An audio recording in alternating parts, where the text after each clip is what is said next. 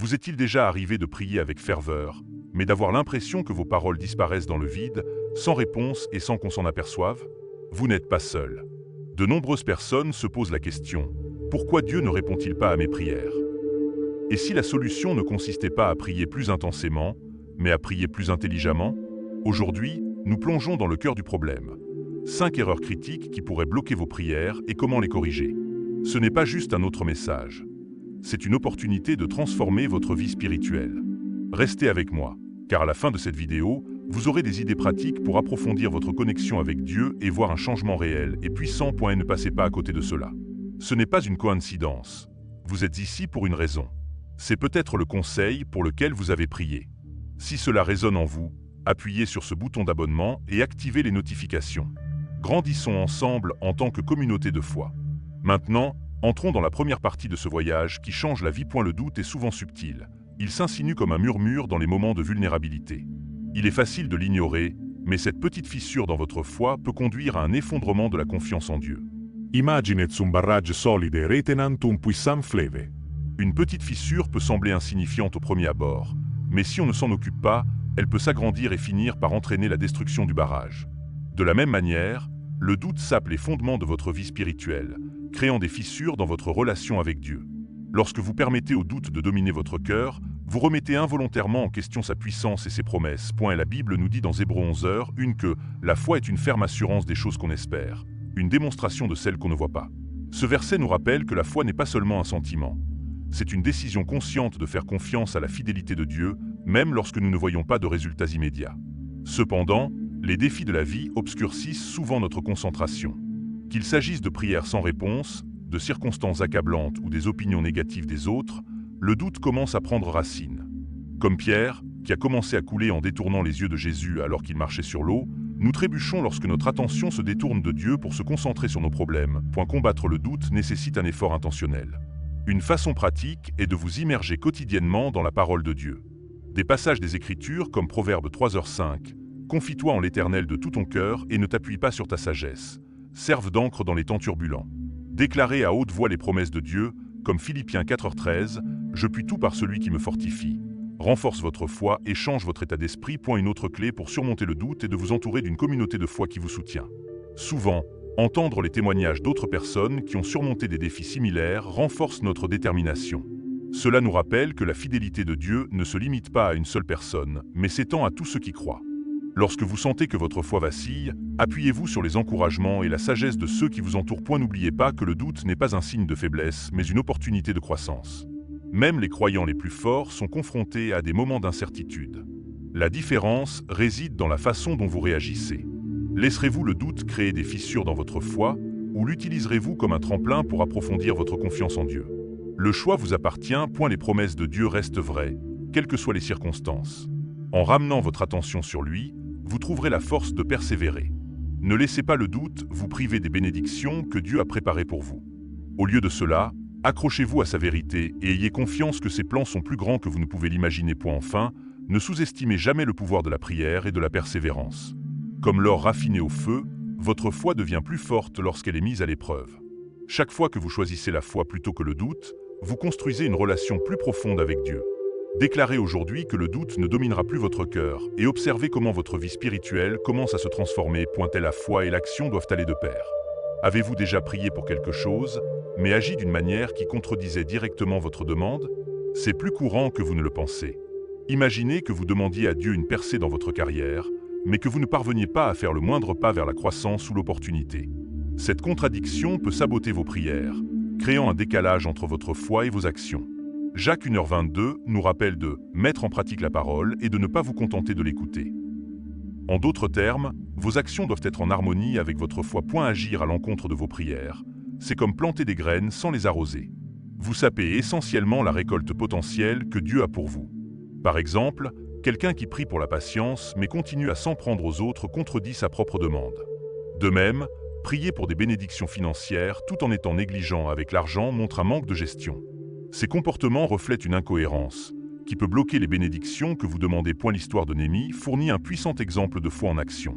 Lorsqu'il a prié pour que Dieu l'aide à reconstruire les murs de Jérusalem, il n'est pas resté les bras croisés. Il a pris l'initiative de demander la permission au roi et d'organiser les ouvriers.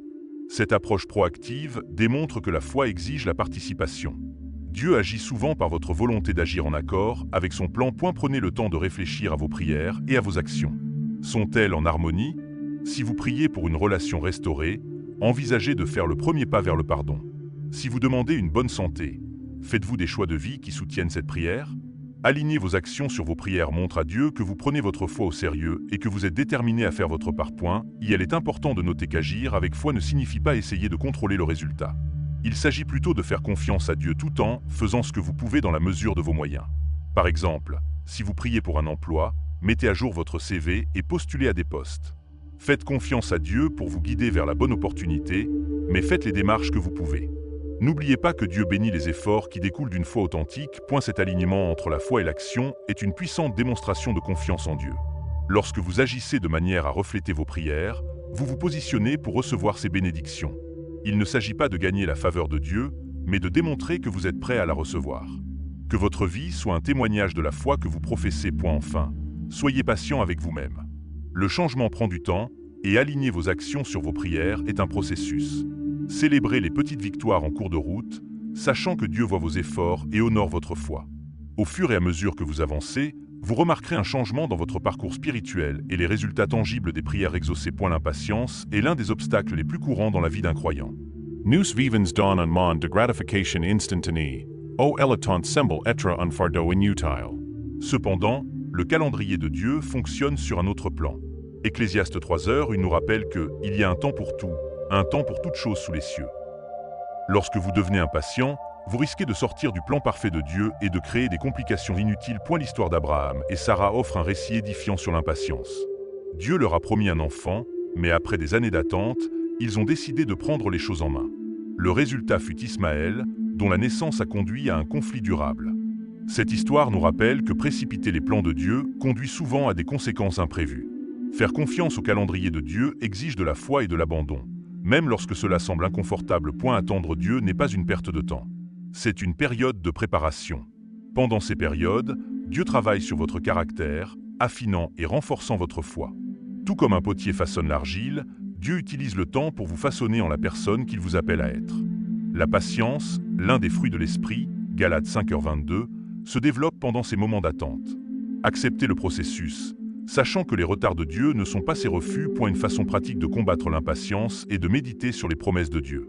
Lorsque la frustration s'installe, tournez-vous vers les Écritures comme le psaume 27:14, « Attends le Seigneur, sois fort et prends courage, attends le Seigneur ».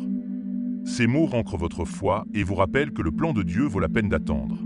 De plus, tenez un journal de prière pour noter comment Dieu a répondu aux prières passées. Cette pratique renforce sa fidélité et vous aide à lui faire confiance pour l'avenir. Évitez le piège de la comparaison. Il est facile de devenir impatient lorsque vous voyez d'autres personnes recevoir les bénédictions pour lesquelles vous avez prié. N'oubliez pas que le plan de Dieu pour votre vie est unique. Ce qu'il a pour vous ne sera pas retardé ou diminué par ce qu'il fait dans la vie de quelqu'un d'autre. Restez concentré sur votre cheminement, en ayant confiance que le timing de Dieu est parfait. La prière persistante est une autre façon de traverser les périodes d'attente. Luc 18:1-8 raconte la parabole de la veuve persistante qui a obtenu justice parce qu'elle n'a pas abandonné. Jésus a partagé cette histoire pour nous encourager à prier constamment et à ne pas perdre courage. Continuez à présenter vos demandes à Dieu en ayant confiance qu'il vous entend et qu'il répondra au bon moment. Enfin, la patience mène à la paix. Lorsque vous faites confiance au timing de Dieu, vous ressentez un profond sentiment de calme qui transcende la compréhension. Philippiens 4:6-7. Abandonnez le besoin de contrôler et permettez à Dieu d'œuvrer à sa manière et en son temps. Ce faisant, vous vous ouvrez à sa volonté parfaite et aux abondantes bénédictions qui l'accompagnent. Les émotions négatives, comme la peur, l'anxiété et le ressentiment, peuvent s'infiltrer dans votre cœur après avoir prié, sapant votre foi et créant des blocages spirituels. Imaginez que vous déposiez vos fardeaux aux pieds de Dieu dans la prière, pour les reprendre aussitôt que vous partez. Ce comportement montre un manque de confiance dans la capacité de Dieu à gérer vos préoccupations. Les paroles de Paul dans Philippiens 4:6-7 nous rappellent « Ne vous inquiétez de rien, mais en toute chose faites connaître vos besoins à Dieu par des prières et des supplications avec des actions de grâce. » Lorsque vous abandonnez vos craintes à Dieu, sa paix garde votre cœur et votre esprit. La peur surgit souvent lorsque vous vous concentrez sur les incertitudes plutôt que sur les promesses de Dieu. Par exemple, après avoir prié pour une aide financière, Il est facile de s'attarder sur les factures qui s'accumulent plutôt que de croire que Dieu est Jéhovah Jireh, votre pourvoyeur. Ce genre d'inquiétude sape non seulement votre énergie, mais reflète également une foi vacillante. Rappelez-vous que Jésus a abordé ce sujet directement dans Matthieu 6, 34, nous encourageant à ne pas nous inquiéter du lendemain, car chaque jour a suffisamment de problèmes à gérer. L'adoration est une façon de combattre les émotions négatives. L'adoration déplace votre attention de vos problèmes vers la grandeur de Dieu. Comme le déclare le psaume 34, 1. Je bénirai l'Éternel en tout temps, sa louange sera sans cesse dans ma bouche. Chanter des chants de louange, même dans les moments difficiles, réaligne votre perspective et vous rappelle la souveraineté de Dieu. L'adoration est une arme puissante contre la peur, l'anxiété et le doute. Et la gratitude est un autre outil efficace. En remerciant activement Dieu pour ses bénédictions, vous redirigez votre esprit vers sa fidélité. Commencez un journal de gratitude dans lequel vous énumérez les choses pour lesquelles vous êtes reconnaissant chaque jour. Même dans les moments difficiles, la gratitude favorise un esprit d'espoir et de confiance. Comme le dit 1 Thessaloniciens 5, 18, « Rendez grâce en toutes circonstances, car c'est à votre égard la volonté de Dieu en Jésus-Christ. » S'entourer d'une communauté de foi est tout aussi important. Partager vos difficultés avec des amis ou des mentors de confiance vous encourage et vous responsabilise. Parfois, le simple fait d'entendre le témoignage d'une autre personne sur la fidélité de Dieu peut raviver votre propre espoir. Dieu utilise souvent les autres pour nous rappeler que nous ne sommes pas seuls dans nos batailles. Et la mémorisation des Écritures est une autre stratégie pour contrer les émotions négatives. Méditez sur des versets comme Ésaïe 41, 10, « Ne crains rien, car je suis avec toi. Ne sois pas effrayé, car je suis ton Dieu. » Répéter ces promesses aide à remplacer la peur et l'anxiété par la foi et la confiance en la présence de Dieu. Enfin, la prière elle-même est une défense contre les émotions négatives. Soyez honey avec Dieu au sujet de vos pères et de vos inquiétudes, et lui demandant de renouveler votre esprit et votre cœur. Jésus nous invite dans Matthieu 11h28. « Venez à moi, vous tous qui êtes fatigués et chargés, et je vous donnerai du repos. » Ayez confiance qu'en lui confiant vos fardeaux, il vous apportera paix et conseil. Et la gratitude est l'un des éléments les plus essentiels d'une vie de prière florissante, mais elle est souvent négligée. Une fois que des prières ferventes ont été exaucées, il est facile de passer à la demande suivante sans s'arrêter pour remercier. Cependant, la Bible souligne l'importance de l'action de grâce. Dans 1 Thessaloniciens 5.18, on nous dit de « rendre grâce en toutes circonstances », car c'est à votre égard la volonté de Dieu en Jésus-Christ. La gratitude non seulement plaît à Dieu, mais renforce également notre foi et approfondit notre relation avec lui. Lorsque nous oublions de rendre grâce, nous risquons de considérer les bénédictions de Dieu comme allant de soi. Imaginez un enfant qui demande constamment des cadeaux, mais ne montre jamais sa reconnaissance. À quel point êtes-vous plus disposé à donner à un enfant reconnaissant? Dieu attend la même chose de nous. L'action de grâce reflète notre confiance en sa providence et reconnaît sa main dans nos vies. Sans elle, nous risquons de devenir aveugles à sa bonté et de commencer à nous sentir en droit plutôt que bénis. Rendre grâce n'est pas seulement un acte ponctuel, c'est un style de vie. Jésus a donné un exemple parfait de cela dans son ministère. Avant de nourrir les 5000 personnes, il a rendu grâce pour les pains et les poissons, démontrant ainsi que la gratitude précède les miracles. Lorsque vous cultivez un cœur reconnaissant, vous ouvrez la porte à Dieu pour qu'il agisse plus puissamment dans votre vie. La gratitude change votre perspective de ce qui vous manque à ce que vous avez, créant un cycle de joie et de contentement. Une façon pratique de pratiquer la gratitude est de tenir un journal de gratitude. Chaque jour, écrivez au moins 3 choses pour lesquelles vous êtes reconnaissant, aussi insignifiantes soient-elles. Au fil du temps, vous remarquerez un changement dans votre état d'esprit à mesure que vous vous concentrerez davantage sur les bénédictions de Dieu que sur vos défis. Une autre façon consiste à intégrer la gratitude dans vos prières. Commencez chaque prière en reconnaissant ce que Dieu a déjà fait avant de présenter vos demandes. Et la gratitude a également le pouvoir de combattre la négativité. Lorsque vous vous concentrez sur ce pourquoi vous êtes reconnaissant, il devient plus difficile pour la peur, le doute et l'anxiété de s'enraciner. Philippiens 4, 6-7 nous rappelle de présenter nos requêtes avec reconnaissance, en promettant que la paix de Dieu gardera nos cœurs et nos esprits. Cette paix transcende les circonstances, nous permettant de rester ancrés dans la foi même lorsque la vie semble incertaine. Partager votre gratitude avec les autres peut également être transformateur. Les témoignages de la bonté de Dieu encouragent et inspirent ceux qui vous entourent. Ils nous rappellent que Dieu est fidèle et actif dans nos vies. Que ce soit par le biais d'une conversation, d'une publication sur les réseaux sociaux ou d'une lettre, partager votre gratitude multiplie son impact, vous bénissant ainsi que les autres. Enfin, n'oubliez pas que la gratitude est un choix. Il n'est pas toujours facile de rendre grâce, surtout pendant les épreuves, mais c'est dans ces moments-là que la gratitude devient un acte de foi puissant. Job, après avoir tout perdu, a déclaré « L'Éternel a donné, et l'Éternel a ôté. Que le nom de l'Éternel soit béni. Job 1 verse 21. Choisir la gratitude, même dans les difficultés, renforce votre esprit et vous rapproche de Dieu. Est la foi sans actions alignées. C'est comme planter des graines mais négliger de les nourrir. De nombreux croyants créent sans le savoir un écart entre ce qu'ils professent et ce qu'ils pratiquent. Une foi et des actions non alignées non seulement entravent la croissance spirituelle, mais perturbent également ceux qui nous entourent et qui nous considèrent comme des exemples de foi. Jacques 2h17 le dit clairement. La foi en elle-même, si elle n'est pas accompagnée d'actes, est morte. Cela souligne la nécessité de marcher en accord avec ce que vous croyez et pourquoi vous priez. Un exemple courant est celui de prier pour la paix tout en favorisant le conflit par des paroles ou des actions. Imaginez que vous demandiez à Dieu de guérir une relation, mais que vous refusiez de lui pardonner ou de vous excuser. Cette contradiction envoie des signaux contradictoires quant à votre volonté de participer à l'œuvre de réconciliation de Dieu. De même, une personne qui prie pour une provision financière mais néglige une gestion sage ne parvient pas à aligner sa foi sur des actions responsables. Les Écritures offrent d'innombrables exemples d'individus qui ont aligné leur foi sur des actions. Prenons l'exemple de la femme atteinte de perte de sang dans Marc 5. Elle croyait que toucher le vêtement de Jésus la guérirait, et elle a agi selon cette croyance malgré les difficultés. Sa foi, combinée à son action, a abouti à la guérison. Cela démontre le pouvoir non seulement de croire, mais aussi d'agir avec foi. Pour aligner vos actions sur vos prières. Commencez par identifier les zones d'incohérence. Demandez-vous, Y a-t-il des habitudes, des attitudes ou des décisions qui contredisent ce pourquoi je prie? Par exemple, si vous priez pour des opportunités mais que vous tardez à vous préparer, vous n'alignez pas vos actions sur votre demande. En comblant ces lacunes, vous ouvrez la porte à Dieu pour qu'il agisse plus librement dans votre vie. Une façon pratique de favoriser l'alignement et de faire preuve d'intentionnalité. Après avoir prié, faites des pas concrets vers votre objectif. Si vous priez pour la sagesse, passez du temps dans la parole de Dieu et recherchez des conseils pieux. Si vous demandez un nouvel emploi, mettez à jour votre CV et recherchez activement des postes vacants. Ces étapes démontrent votre volonté et votre empressement à vous associer à Dieu pour réaliser sa volonté pour votre vie. La responsabilisation est un autre outil essentiel. Partagez vos prières et vos intentions avec des amis ou des mentors de confiance qui peuvent vous aider à rester sur la bonne voie. Parfois, d'autres peuvent identifier des zones de décalage que vous pourriez négliger. Leurs encouragements et leurs conseils peuvent vous aider à faire les ajustements nécessaires et à rester fidèle à vos engagements. Enfin, ayez confiance que Dieu honore la foi en action. Lorsque vous faites même de petits pas dans la bonne direction, vous montrez à Dieu que vous êtes sérieux dans vos prières et prêt à recevoir ses bénédictions. N'oubliez pas qu'il ne s'agit pas de perfection, mais de progrès. En alignant votre foi sur vos actions, vous ressentirez la joie de voir Dieu travailler en vous et à travers vous de manière puissante. La patience est bien plus qu'une simple attente.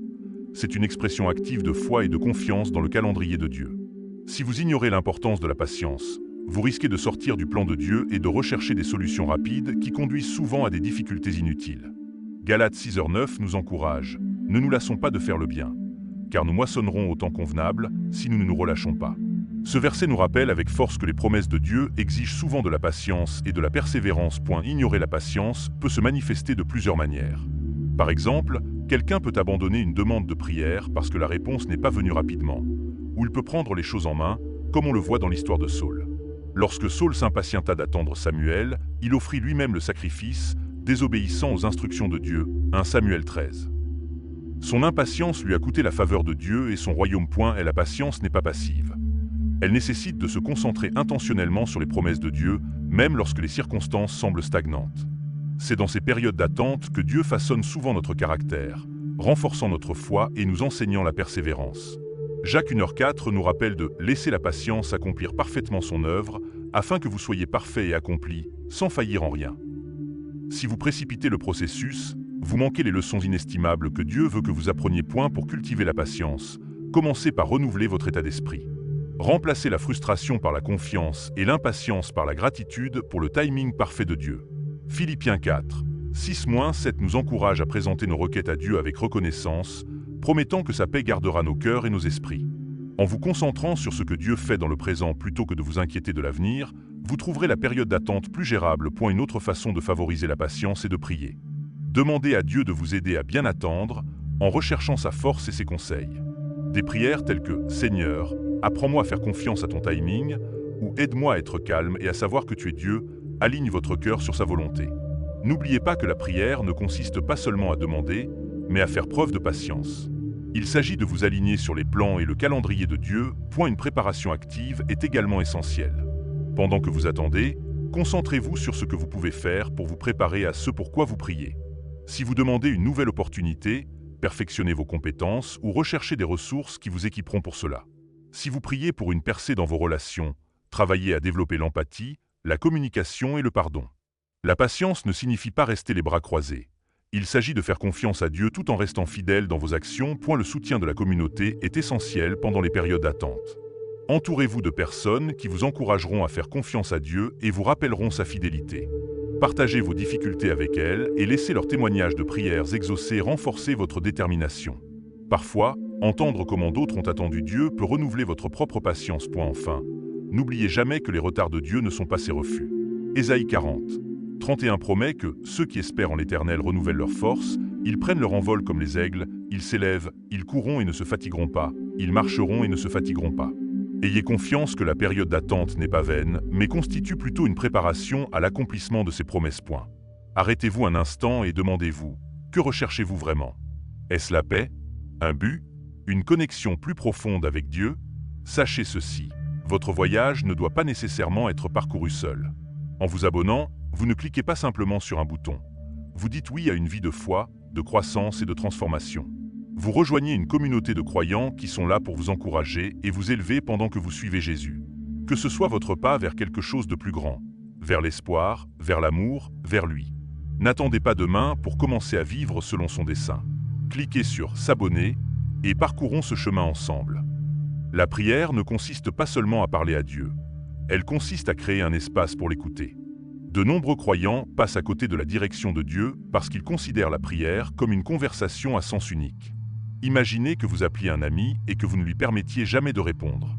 Sans écouter, comment pouvez-vous espérer entendre la direction de Dieu pour votre vie? Jérémie 33.3 nous rappelle la promesse de Dieu. « Invoque-moi et je te répondrai. Je t'annoncerai de grandes choses, des choses cachées, que tu ne connais pas. » L'écoute exige une intentionnalité. Faites taire le bruit dans votre vie, qu'il soit externe ou interne. Qu'il s'agisse de votre téléphone, de vos soucis ou des exigences de la vie quotidienne, créez des moments où vous pouvez être tranquille et vous mettre à l'écoute de la voix de Dieu. Le psaume 46.10 nous exhorte « Arrêtez-vous et sachez que je suis Dieu ». Dans le silence, vous trouverez clarté, paix et direction divine. Une façon de cultiver l'écoute et de méditer sur les Écritures. Dieu parle à travers sa parole. Avant et après avoir lu la Bible, priez pour obtenir sagesse et révélation. Laissez ces paroles résonner dans votre cœur et guider vos pensées. Souvent, ces réponses sont ancrées dans les vérités des Écritures. Tenir un journal de vos prières est un autre outil puissant. Pendant que vous écrivez, réfléchissez à la manière dont Dieu peut parler à travers des événements, des personnes ou même des impressions discrètes sur votre cœur. Lorsque vous revisitez vos entrées, vous commencerez à remarquer des modèles de sa fidélité et de sa direction dans votre vie. Elle est également essentielle de discerner la voix de Dieu. Sa voix s'aligne sur les Écritures, apporte la paix et vous rapproche de lui. Méfiez-vous des voix qui sèment la confusion ou la peur. Elles ne viennent pas de Dieu. Jean 10h27 nous assure « Mes brebis écoutent ma voix. Je les connais et elles me suivent. » Enfin, ne vous précipitez pas. Attendre la voix de Dieu exige de la patience et de la confiance. La rencontre d'Élie avec Dieu dans 1 Roi 19 est un parfait rappel que Dieu parle souvent dans un doux murmure, pas dans le bruit ou le chaos. Soyez prêts à vous asseoir dans le silence, confiant qu'il se révélera en son temps. L'orgueil est l'un des plus grands obstacles à une relation florissante avec Dieu. Il nous trompe en nous faisant croire que nous pouvons compter sur notre propre force, notre propre sagesse ou nos propres ressources, excluant Dieu du processus. Proverbe 16h18 nous avertit « L'orgueil précède la ruine et l'orgueil précède la chute ». Lorsque l'orgueil prend racine, non seulement il bloque les prières, mais il nous éloigne également de la grâce de Dieu. L'humilité est l'antidote à l'orgueil. Jacques 4h6 nous dit « Dieu résiste aux orgueilleux, mais il fait grâce aux humbles ». L'humilité reconnaît notre dépendance à Dieu, l'invitant dans tous les aspects de notre vie.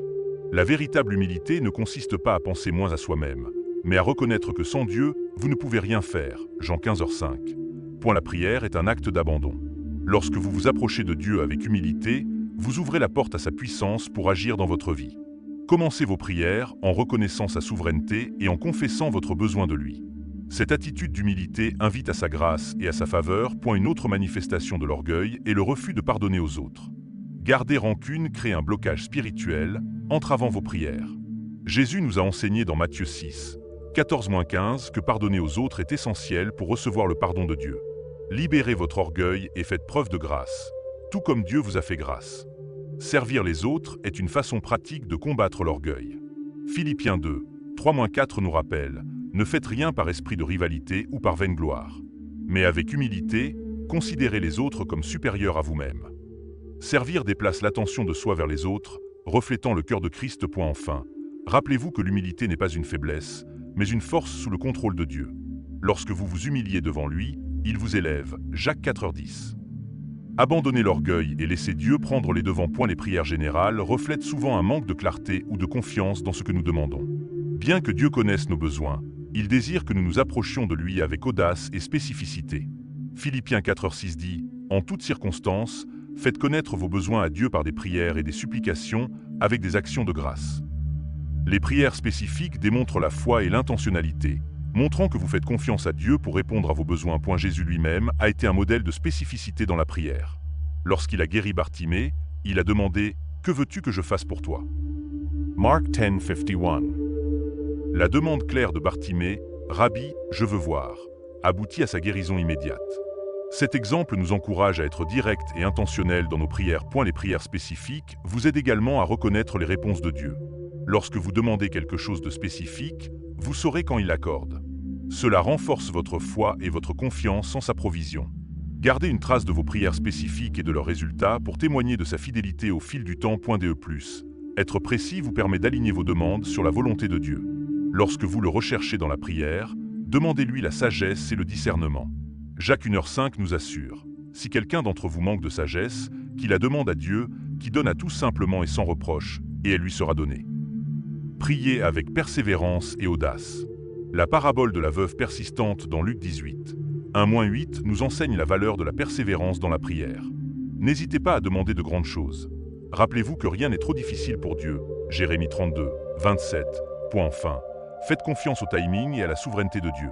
Même si vous priez pour quelque chose de spécifique, restez ouvert à son plan plus vaste. Ces réponses ne correspondent peut-être pas toujours à vos attentes, mais elles dépasseront toujours vos besoins. La prière d'intercession est un acte profond d'amour et de foi, mais elle est souvent négligée. Lorsque vous priez pour les autres, vous devenez un instrument par lequel la puissance de Dieu se déverse dans leur vie. Jacques 5h16 nous rappelle, la prière du juste a une grande efficacité. L'intercession reflète le cœur de Jésus, qui intercède continuellement pour nous à la droite du Père, Romains 8h34.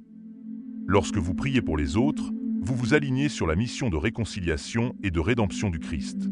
C'est un acte d'altruisme qui approfondit votre propre foi tout en bénissant ceux qui vous entourent. Commencez par demander à Dieu de placer des personnes ou des situations spécifiques sur votre cœur. Qu'il s'agisse d'un membre de votre famille, d'un ami ou d'un problème mondial, abordez l'intercession avec intentionnalité. Priez pour leurs besoins, leur croissance spirituelle et leur relation avec Dieu. L'intercession exige également de la persévérance. Comme les amis qui ont descendu le paralysé par le toit jusqu'à Jésus, Marc 2h4, votre foi et votre engagement peuvent aider les autres à rencontrer la guérison et la grâce de Dieu. Ne sous-estimez jamais l'impact de vos prières sur la vie de quelqu'un d'autre. L'intercession est un moyen de combattre la guerre spirituelle. Éphésiens 6, 12-18 souligne l'importance de prier en tout temps par l'Esprit, avec toutes sortes de prières et de supplications. Lorsque vous intercédez, vous vous tenez dans la brèche, demandant à Dieu d'intervenir dans des situations qui échappent au contrôle humain. Célébrez les prières exaucées avec ceux pour qui vous avez intercédé.